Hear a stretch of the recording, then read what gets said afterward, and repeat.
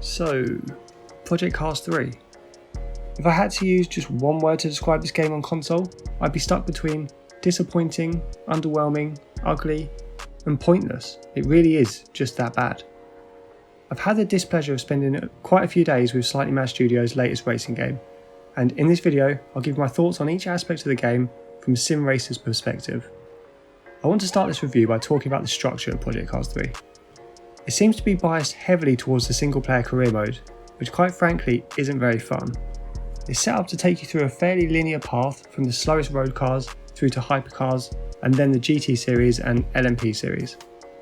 Each class of car features a variety of races, hot lap events and a few other special event types, and then each class culminates in a mini championship, where you typically race across 2 or 3 races, with championship points being tallied to crown the champion.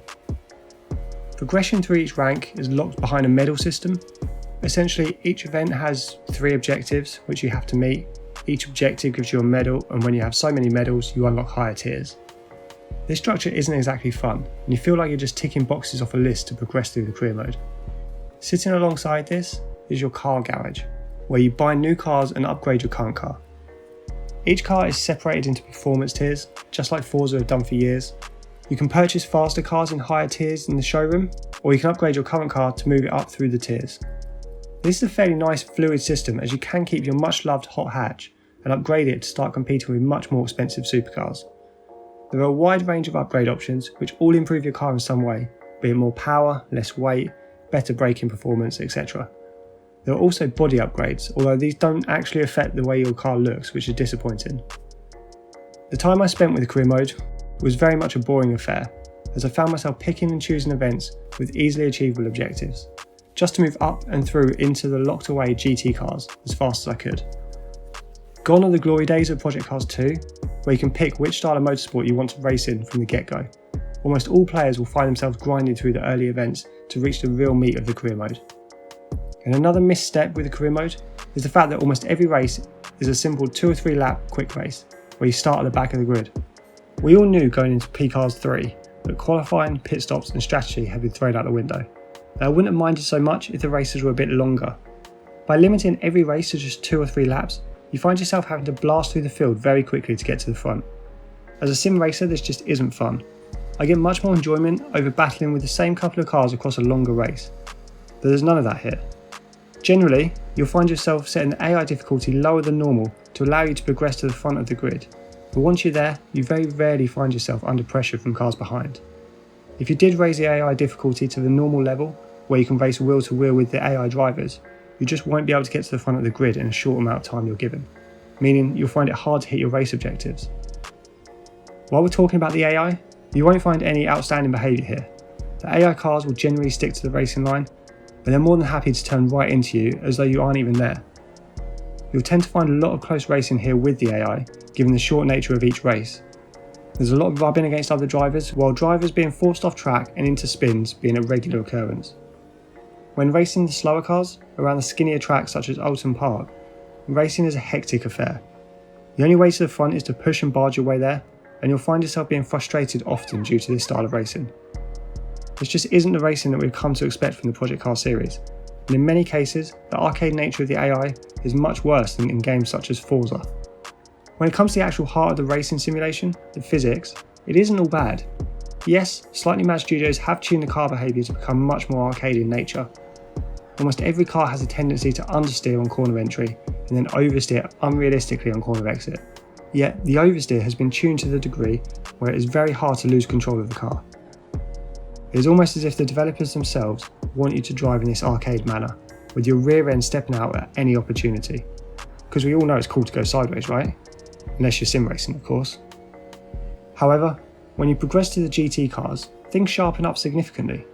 That understeer that is found in the road cars is minimised, and the cars behave much more realistically on throttle. Yes, the car is still more likely to kick out the rear end, but you can push the limits of the car much more than in other sims, including P-Cars 2. I ran some laps back to back in both P-Cars 3 and 2 in the BMW Z4 GT3 around Laguna Seca to get a comparison. In Project Cars 2, if you overdrive the car or get a little too lively on throttle, the car isn't afraid to go round on you. And with a racing wheel, you can feel when this is going to happen. However, in P-Cars 3, you can get away with much more, and that leads to a much more aggressive driving style. You can accelerate hard out of corners, and while the rear end will start to step out of control, it's much easier to catch. In all my hours with this game, I only spun the car a number of times. As a comparison to P-Cars 2, when I jumped back into that game, I spun the car a number of times across just a few laps because I was pushing too hard. That alone highlights the major differences between these two games. In P-Cars 2, you'll have a true connection to the car and the track. You learn the limits of the car and gain small amounts of lap time as you get more confident. In Project Cars 3, every car seems to have a built-in limiter, so it's very hard to overdrive the car. You can jump into almost any car on any track and be competitive almost instantly. While I'm talking about P-Cars 2 and 3 directly, let's have a listen to the audio differences between the two.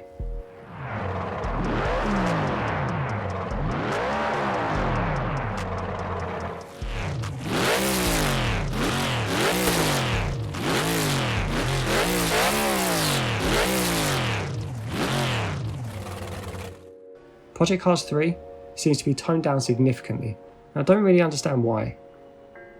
The cars in Project Cars 2 sound absolutely ferocious, while every car in P-Cars 3 sounds muted in comparison. For me, sound isn't as important as other areas, but it's certainly noticeable the first time you boot up the game, and it's a clear area where Slightly Mad Studios have simply downgraded the game from its predecessor. Finally, I wanted to touch on the graphics of Project Cars 3, as this is my biggest gripe with the game, and it's something that's absolutely unforgivable. All of this footage that you're seeing was captured on the powerful Xbox One X, and this is a console which, while coming to the end of its production life, still allows for absolutely stunning looking games, with the latest Forza Horizon games as a prime example. Yet, when it comes to this 2020 release of Project Cars 3, the graphics look like a previous generation game. The texture work is terrible, and there's no sharpness to anything in the game. The tracks and environments look muddy and blurry, and the cars themselves feature some of the harshest, ragged edges I've seen in a long time. Look at this footage of me driving the Honda 2 and 4 concept car, and just look at the dashboard. It's unusable and laughable at the same time. The interiors of every car look absolutely hideous, and don't even get me started on the weather effects. When it starts raining, the tracks themselves become a mess. The muddiness I mentioned previously gets dialed up to 11, and the tracks become a blur. As I've mentioned in this review, the majority of my testing was with a racing wheel. In the faster GT cars, the force feedback and wheel feeling is actually alright. You get a good sense of weight in the wheel as you drive, and you can moderate your inputs nicely. However, after trying a few races with a controller, I quickly realised that this was the way the game was designed to be played. As soon as you start racing with a controller, set your camera to the chase cam, and you embrace the arcade elements, Project Cars 3 almost has a little charm about it. There aren't many games which feature this many licensed racetracks, this sort of selection of race spec cars, and an arcade physics engine. I mean, playing racing games such as ACC or iRacing with a controller when you have a wheel available is almost criminal, and it definitely isn't the way to get the most out of these hardcore sims. Yet P-Cars 3 very much feels designed to be raced with a pad. So if you're a racing game fan who doesn't have access to a racing wheel or sim rig, and you have a craving to race some GT cars, then, well, maybe give Project Cars 3 a go. But if you're any other form of sim racer, if you regularly race games such as ACC and have access to the latest Forza games, then I really can't recommend this game at all. It is worse in almost every area compared to its direct competitors. Terrible graphics, inconsistent AI, weird arcadey car physics, and a really boring career mode. And I'll leave this review right there. I tragically bought this game so you guys don't have to, and it's pretty safe to say that I won't be covering Project Cars 3 much more on this channel. But if you enjoyed this review and like sim racing content, pop this video a like and subscribe to our channel below for more sim racing content. See you on track, guys.